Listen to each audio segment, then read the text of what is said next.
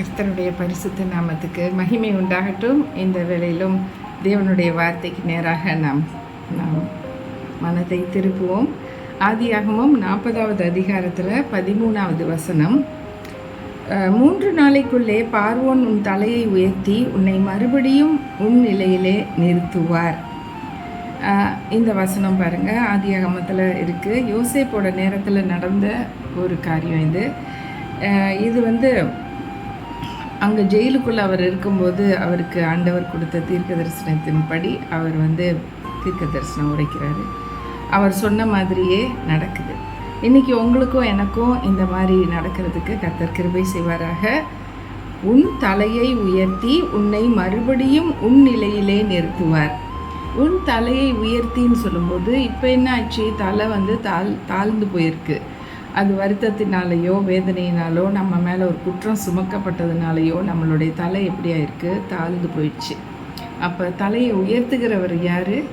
ஆண்டவராகி இயேசு ஒருத்தரால் தான் இந்த மாதிரி உள்ள ஜெயில் கைதிகள் எல்லாத்தையும் வெளியேற்ற முடியும்.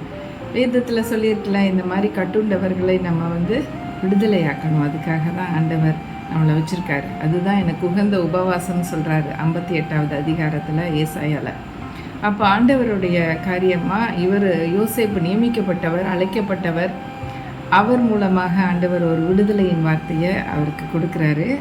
அவர் சொல்கிறாரு, பார்வோன் பாரு, 3 நாளைக்குள்ளே உன் தலையை உயர்த்தி உன்னை மறுபடியும் உன் நிலையிலே நிறுத்துவார். கர்த்தருக்கு மகிமை உண்டாகட்டும். எத்தனை பேர் சாவோ வாழ்வோன்னு சொல்லிட்டு இருப்பாங்க, அந்த ஜெயில் கைதின்னு சொல்லிட்டு நம்மளை உள்ளே தள்ளிட்டானா உண்மை உள்ளவர்களை ஆண்டவர் எப்படியாச்சும் வெளியில் கொண்டு வருவார். இந்த சகோதரனுக்கும் அந்த மாதிரி தான் நடைபெற்றிருக்கு. அதனால தான் அவர் பார்வோன் ராஜா உன்னைய சாகடிக்க மாட்டார், உன்னையோடைய தலையை உயர்த்தி உனக்கு அவர் என்ன செய்ய போகிறாரு? மறுபடியும் உன் நிலையிலே அவர் நிறுத்துவார். ஹல்லேலூயா, க்ளோரி பீ டு காட்.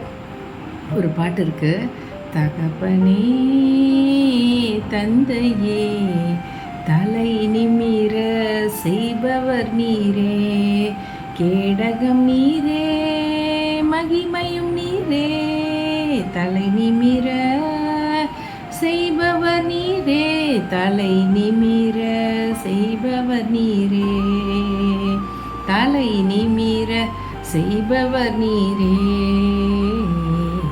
தகப்பனே தந்தையே தலை நிமிர செய்பவர் நீரே. இன்னைக்கு நம்ம தலை நிமிரணும்னா, நம்மளே நிமித்திக்கிட்டோன்னா நம்ம நல்லா டோஸ் வாங்குவோம். நம்மளால் நிமித்திக்க முடியாது. நம்ம அப்படின்னா மேட்டிமைக்குள்ளே போயிடுவோம். அந்த மாதிரி மேட்டிமைக்குள்ளே தலை நிமிர்ந்துக்கிட்டு போகிறவங்களுக்கெல்லாம் நல்லா அடி விழுகும். ஆனால் கர்த்தர் உயர்த்துறாருன்னா, கர்த்தர் நம்ம தலையை நிமிர செய்கிறாருன்னா அது நித்தியமான ஒரு ஆசீர்வாதமாக இருக்கும். ஹல்லேலூயா. அதுவும் நம்மளுடைய ஸ்டேட்டஸ்க்கு ஏற்ற, நம்மளுடைய பொசிஷனுக்கு ஏற்ற மாதிரி அவர் நிலை நிறுத்த போகிறாருன்னா அது ஒரு ஸ்ட்ராங் ஃபோர்ட். அது ஒரு கர்த்தருடைய கரம் நம்ம மேலே இருக்கிறது. அது ஒரு பெரிய ஆசீர்வாதம். அதாவது ஒன்றுமே இல்லை நீங்கிற மாதிரி உங்களை ரொம்ப மனமடிவு அடைய செய்து தள்ளி விட்டுருப்பாங்க சில பேர். ஆனால் கர்த்தர் உங்களை உயர்த்திட்டே இருப்பார். இந்த மாதிரி எனக்கு நிறைய முறை நடந்திருக்கு. எனக்கு சொல்லணுன்னா நிறைய கதை இருக்குது. நிறைய என்னோடய வாழ்க்கையில் நடந்த சாட்சிகளை நான் சொல்லலாம். ஆனால் ஆண்டவர்னு ஒருத்தர் உண்மையிலே இருக்கிறாருன்னா அவர் இயேசு தாங்க, நிச்சயமாக. ஏன்னா அவரை தொழுது கொள்கிற எனக்கு நல்லா தெரியுது, அவர் தான் எல்லா காரியத்துலேயும் தலையிட்டு நமக்கு உதவி செய்கிறார். நம்ம வேண்டுதல் மாத்திரம் செய்யணும், அவர்கிட்ட அன்பாக இருக்கணும், அவர் சொல்கிற பேச்சு கேட்கணும், கீழ்ப்படிந்துட்டா போகிறோம். அவருக்கு நம்மளை விடவே மனசு வராது. நம்மளை எந்த ஒரு பாதிப்பில் இருந்தும் தூக்கி எடுக்கிறதுக்கு ஒருத்தரால் தான் முடியும். கர்த்தர் நல்லவர். ஒரு ஜெயிலுக்கு போயிட்டு வெளியில் வர்றதுனாலே ஒரு பெரிய ஆச்சரியமான காரியம். ஜெயிலுக்குள்ளே தள்ளுறது ஈஸி. எதையான ஒரு ஃபால்ஸ் அக்யூசேஷனை கூட சொல்லி நீ செய்யாத குற்றங்களெல்லாம் சொல்லி உள்ளே தள்ளலாம். யோசேப்பு அப்படி தானே தள்ளினாங்க. யோசேப்பு என்ன தப்பு பண்ணார்? ஒரு தப்பும் பண்ணலை. அவர் சொப்பனத்தை பார்த்தேன்னு சொன்னார்.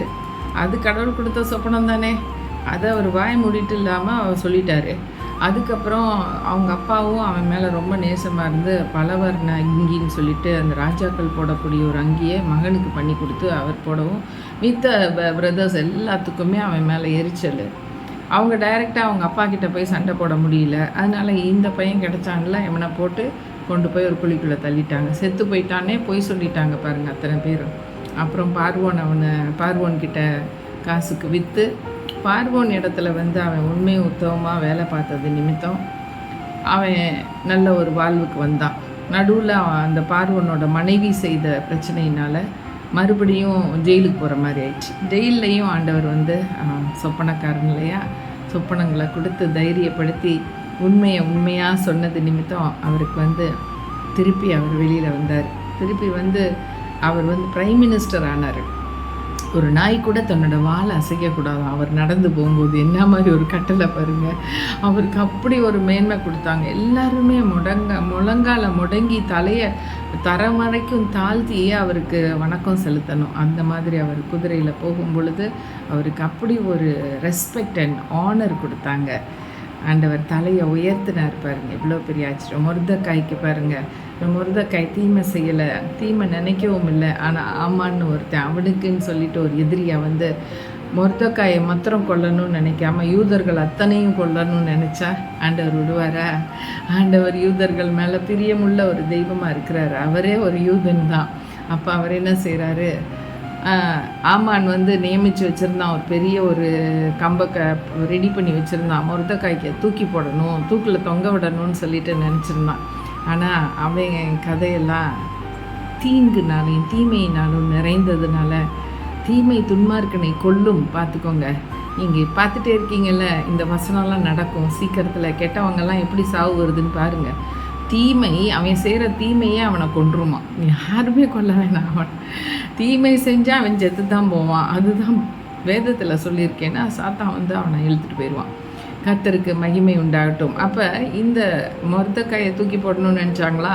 அவங்க யார்? இந்த ஆமான் தான். ஆமானை தான் கடைசியில் அதே அவன் செஞ்சு அவன் குழியில் அவனே விழுந்தான். கதை எப்படி முடிஞ்சிருச்சு பாருங்கள். ஆனால் மொர்தக்காயோட தலை உயர்த்து ஆண்டவர் மொர்தக்காயோடைய தலையை உயர்த்தினார். மொர்தக்காயை வந்து அடுத்த லெவலுக்கு கொண்டு வந்தார். அவர் வந்து ஒரு பணிவிடைக்காரனாக இருந்தார். ஆனால் இப்போ கர்த்தருடைய கிருபையினாலையும் இரக்கங்களினாலும் அவருடைய உண்மையான செய்கைகளினாலும் அவர் உயர்த்தப்பட்டார். அவருடைய நிலையை தாண்டி அவரை உயர்த்தினார் ஆண்டவர்.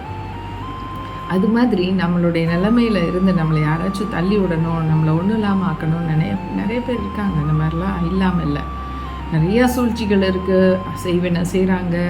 வேண்டாத காரியங்கள்லாம் நமக்கு விரோதமாகலாம் எழும்புகிற ஆயுதம் இருக்குது. ஆனால் ஆண்டவர் சொல்லிட்டார்ல, என்னுடைய ஊழியக்காரனுக்கும் ஊழியக்காரிக்கும் விரோதமாக எழும்புகிற ஆயுதங்கள் ஒன்றும் வாய்க்காதே போகும்னு சொல்லிட்டார். ஒன்றுமே நடக்காது. நீ எவ்வளவு தான் அவங்கள என்ன பண்ணணும்னு நினச்சாலும் ஒன்றும் நடக்காது. ஏன்னா அவங்க கரங்களுக்குள்ளே, ஆண்டவருடைய கரங்களுக்குள்ளே இருக்கிறாரு. எப்படிப்பட்ட சூழ்நிலையில் தள்ளப்பட்டாலும் ஆண்டவர் தலையை உயர்த்துகிறவர். ஹல்லேலூயா. இந்த அருமையான வேலையிலையும் நம்ம ஜெபிப்போம். கர்த்தர் நம்மளோடு கூட இருக்கிறார். அதுதான் முக்கியம். அவர் நம்மோடு இருந்தார்னா நமக்கு சாதகமாக தான் எல்லா காரியமும் செய்வார். நம்ம ஜெபிக்கலாம். நல்ல ஆண்டவரே, இந்த அருமையான வேளையிலும் உம்மை நோக்கி பார்க்கிறோம். உம்மை நோக்கி பார்த்த ஒருவரும் வெட்கப்பட்டு போனதில்லை. உம்மை நோக்கி பார்த்தவர்கள் முகங்கள் பிரகாசம் அடைந்தது. நீர் பெரிய தெய்வம் ஆண்டவரே. நீர் எங்களை ஒரு நாளும் கைவிட மாட்டீர், ஒரு நாளும் எங்களை விட்டு விலகி போகவும் மாட்டீங்கப்பா.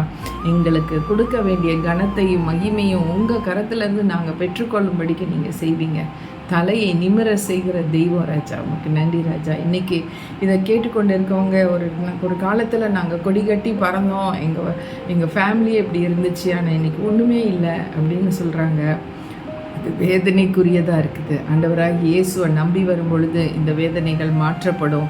அவங்கள ஆண்டவரே கொண்டாந்து மேடையில் ஏற்றுவார். அப்படிப்பட்ட நல்லவங்களாக இருந்து கர்த்தரை பயப்படுறவங்களாக இருந்தால் நிச்சயமாக ஆண்டவர் அவங்கள ஒரு நாள் இல்லாட்டி ஒரு நாள் அவங்கள தலையை நிமிரச் செய்வார். கர்த்தருக்கு மகிமை உண்டாகட்டும். இந்த வேளையிலும் நாம் ஜெபித்த வண்ணம் நம்ம ஒரு வேளை இந்த நாளில் தாழ்த்தப்பட்ட நிலைமையில் நம்மளை ஒடுக்கி வச்சுருந்தாங்கன்னா ஆண்டவர் அந்த பாண்டேஜில் இருந்து நமக்கு ஒரு ஃப்ரீடம் கொடுக்க நல்லவராக இருக்கிறார். கர்த்தர் தாமே நம் ஒவ்வொருவரையும் ஆசீர்வதிப்பாராக. Thank you friends for listening to this video and God bless you all. Amen and